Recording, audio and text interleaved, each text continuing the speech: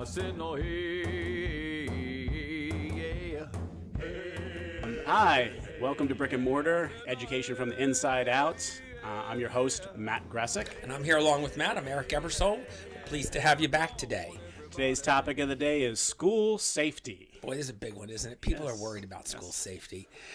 Today we have Dawn Luedtke, who, as a brief bio, I have served along with Dawn Luedtke on the advisory board to the Maryland Center for School Safety, but she has done a lot more work with the Center for School Safety than I ever sat next to her doing.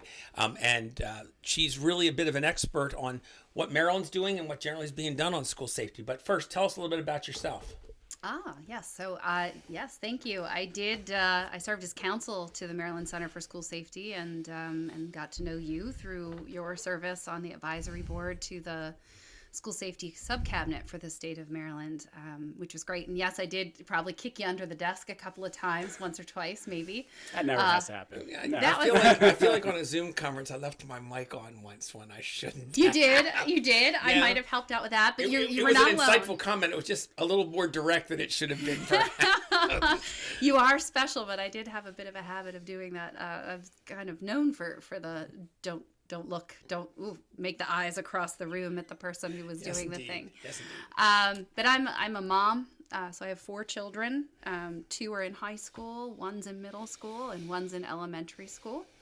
And although I have not ever been a teacher or a classroom educator, I have, in my capacity when I was with the state, would go out and do guest teaching or do seminars and presentations on various topics, some of them directly related, or most of them directly related to issues of school climate, school safety, bullying, cyberbullying. Which is so a big part of school safety rather than just Very worrying about much so. someone coming in the building and shooting a gun. Very which much is a so. serious thing also, right? Right. Absolutely. So, great. And for the disclaimer, we say we're brick and mortar, but Dawn has spent time inside schools and she sees what goes on. So she does become, even though not directly a teacher, a brick and mortar expert for us in this particular case. So let's get before we get into the issue itself, let's find out something. Yeah, well, one of the things we want to know is what's a great story that embodies your journey in education policy? And just elaborate how, you came to be so involved in school safety in Maryland. So I actually, and Delegate Ebersole alluded to this, the Center for School Safety existed prior to the passage of the Safe to Learn Act in 2018. And actually, I was the Attorney General's designee to its governing board. So I served in a leadership capacity for that agency.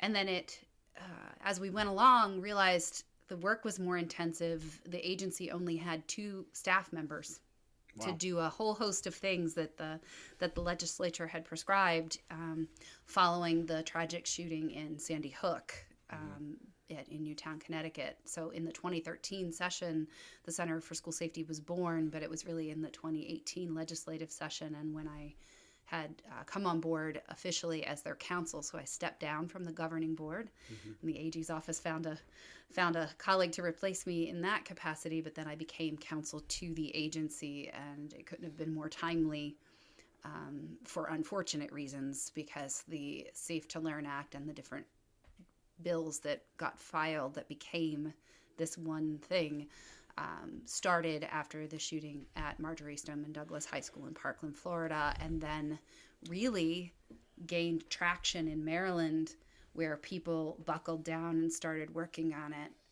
and combining the different pieces together into the thing that we have now, following the shooting at Great Mills High School in St. Mary's County. And so we about trebled the budget for the center, I think. Yes. And you obviously gave it a lot more charges and things to do. And more staff. A lot more including staff. Yourself. Yes. Absolutely.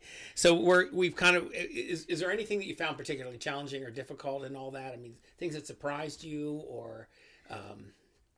I think it was interesting to be as deeply involved in the legislative process in that particular year. While I may have assisted, agency clients in the past at reviewing bills and talking through how would this work? How could this be operationalized? This was really a wholesale, broad, sweeping measure, and with a lot of different constituent moving parts. And you probably wouldn't say this, but I'll say it, and you can say, well, you said that I didn't.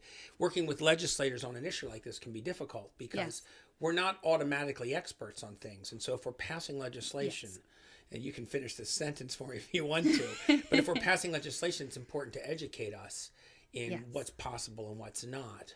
I mean, we had the word ensure somewhere in that bill. We did, and that was actually the funniest moment of mine in education policy. It was the very first meeting of the advisory board to the subcabinet for school safety, and we were in the governor's reception room. We were. In the State House, and folks had already, this was in July of 2018, and folks had already been complaining about the word and how do we interpret that, what legal significance. Ensuring safety or something. Yes, how do we ensure it? We can't, stand over and hover at all moments. And I raised that question to you, and you She's said... talking, when she says to you, she means to me. To you. Yes.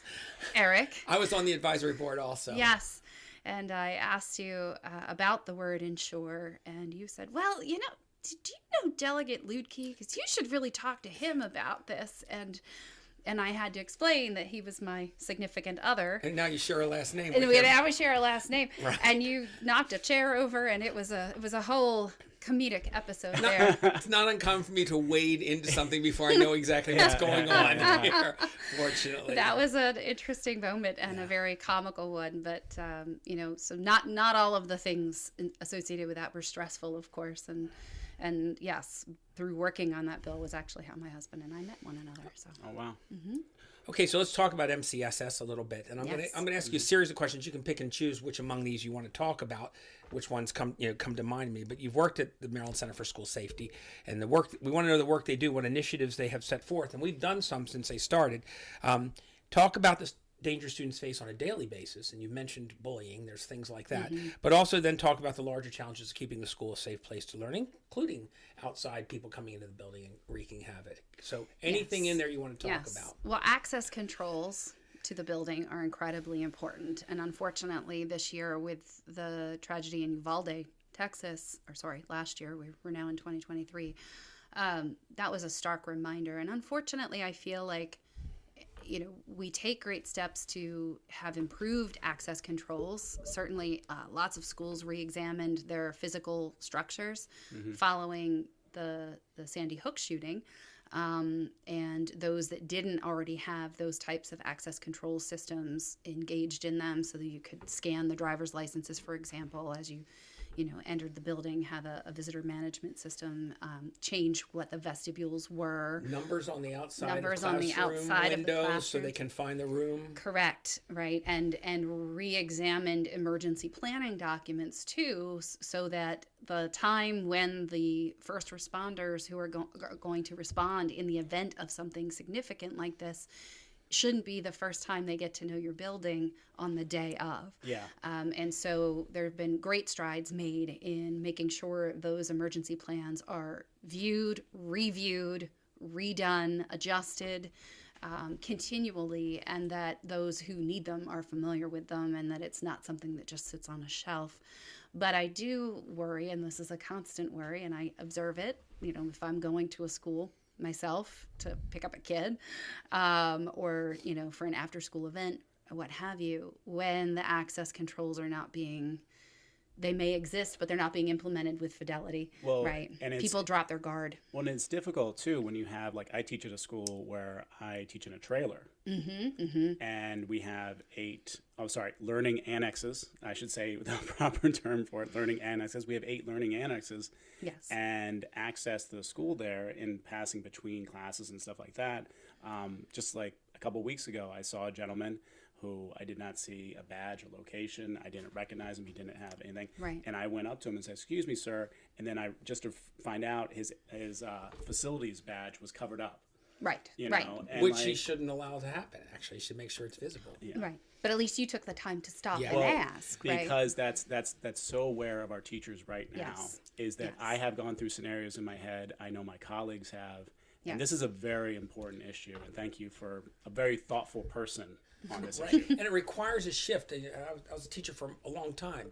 We really, you have to switch teachers' viewpoint of the building as being a place where you have to like lock it down. Like for me, it's Right. like, it was hard for me to want to challenge people. They might have been parents and things like that.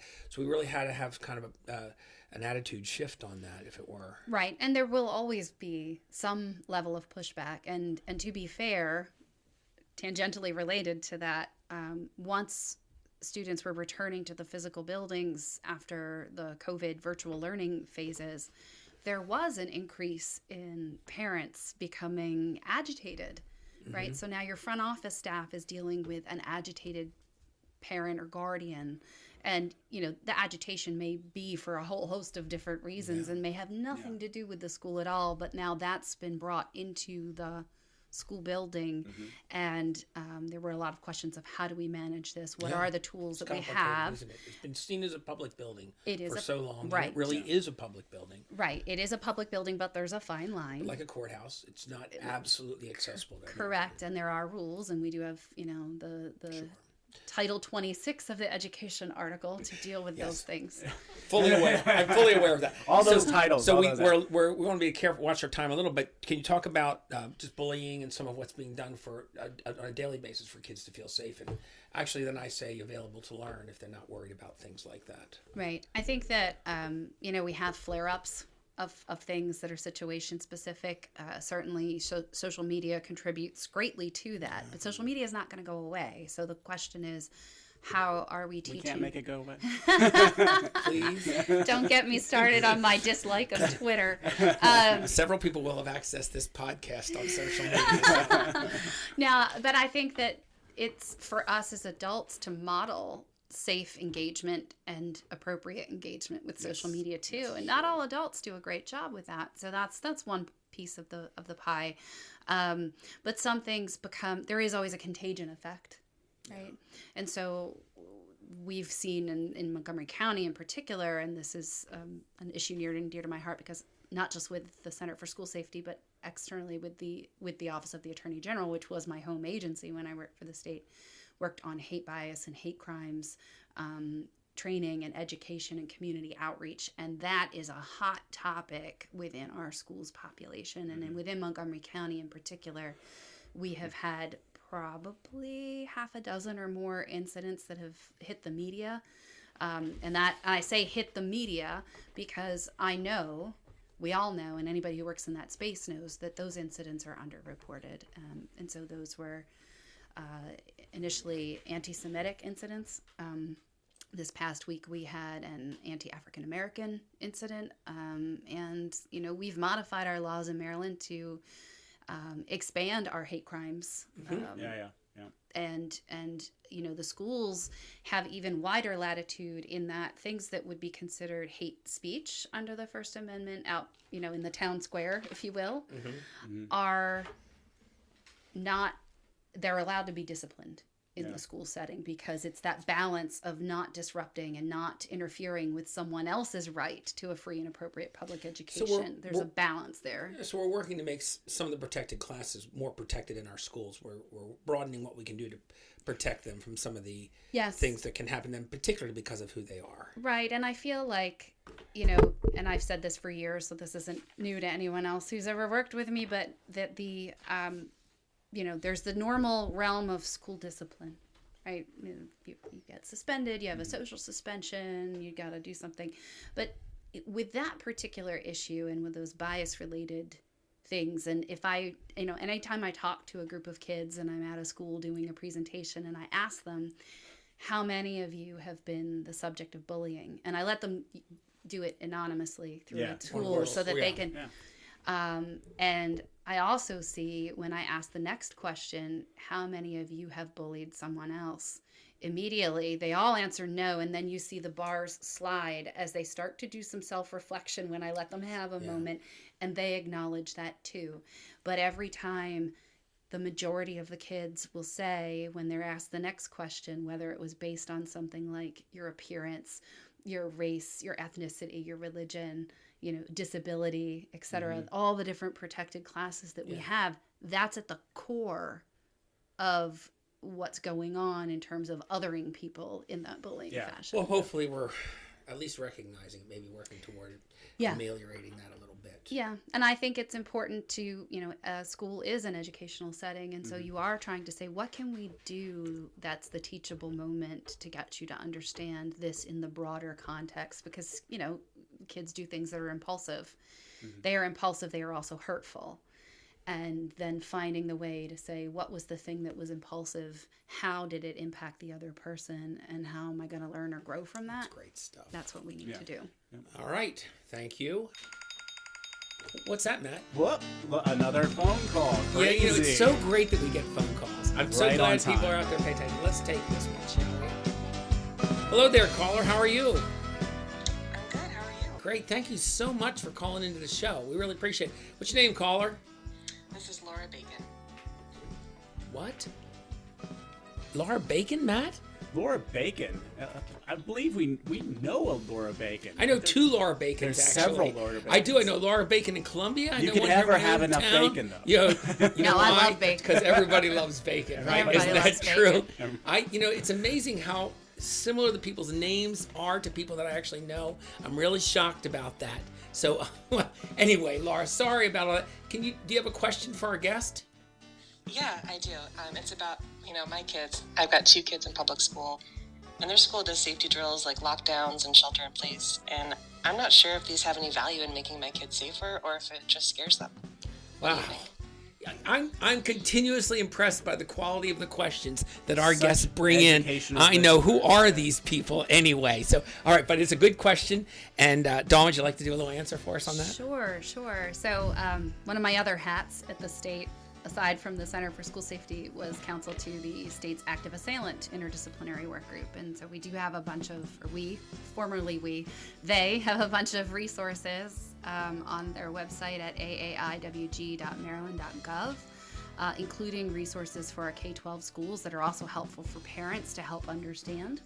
And, I've thought about this a lot myself as a parent with 4 kids of varying ages, but we've come a long way too in how these drills are done. And so the standard now is to make them trauma informed, to, of course, be making them age appropriate. And it's not that you want to tell them necessarily the why, but you're giving them some tools so that in the moment, the teacher, who then has to be the leader of that event, that the kids will know how to respond to the teacher, what's expected of them, but it should be done in a way that is comfortable and not necessarily broadcasting the overarching reason as to why they're learning these tools for an emergency. So the short answer is they do have value, for sure. They definitely have value. I myself went through so Alice is one of the entities that does the training. And I did their Train the Trainer class back in 2017, so before Parkland, before Great Mills. And it was interesting to be put through that experience of what it was like to only have lockdown as a tool versus having options-based responses. Okay. And having been through that myself, and we had protective equipment on, but they did use simunition for that, which is not something that is done in a school, right? Yeah. That's only done when you're trying to certify someone to teach it so that you can understand in better context.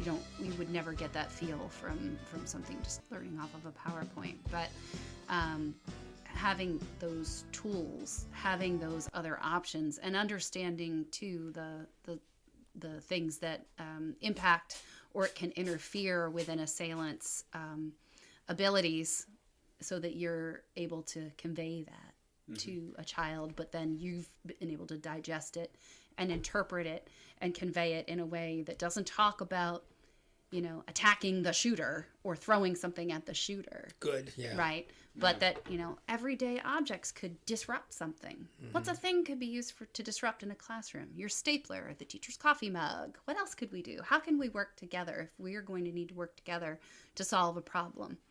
And how would we make that happen, right? So people have visions of it running around with blood being sprayed No. on the floors, and that's not true. No.